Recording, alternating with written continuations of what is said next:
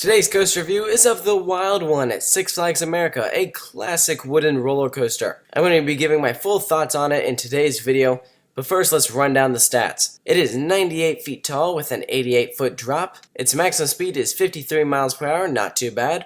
It has a very solid length of 4,000 feet, pretty good length for a wooden coaster. And its duration is 1 minute and 15 seconds. This is one of the oldest wooden roller coasters in the world. It started off at Paragon Park in Massachusetts, where it opened in 1917 and operated there until 1985, where it was then moved to Six Flags America, where it currently operates. So if you're keeping track, it's been operating for almost 100 years. When Paragon Park shut down, they moved Wild One, which was then called Giant Coaster, to Six Flags America by dismantling it and rebuilding it. And it was DIN who helped move and rebuild it. And they were the same company that built the coaster in the first place. So this coaster has a lot of historical aspects to it, which is very cool. In terms of ride experience, it's an okay ride. I rode it back in 2013 and had a very good impression of it. But then I went back and rode it this past July, and I found that it had gotten rougher. And I was kind of disappointed by that.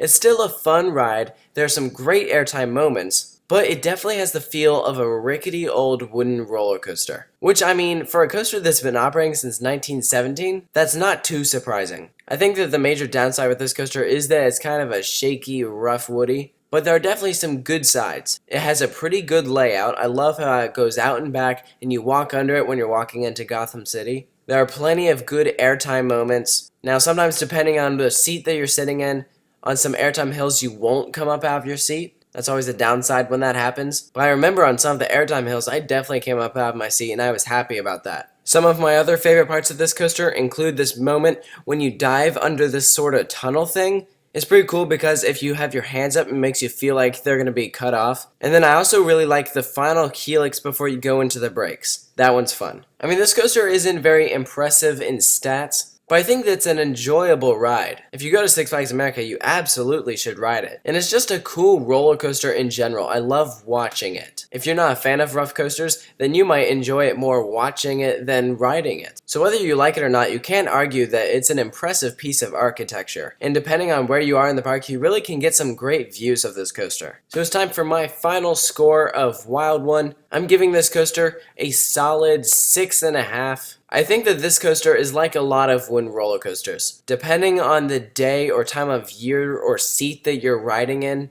you can get a better ride some days and a not so great ride other days. I can tell you this, if you're riding in the third row of any car, then you're going to be getting a rougher ride. Traditionally, if you're sitting in the first row or second row, then you're going to be getting a smoother ride experience. So that wraps up my review of Wild One. I want to know about your thoughts on this coaster. Are you a fan of it? Are you not?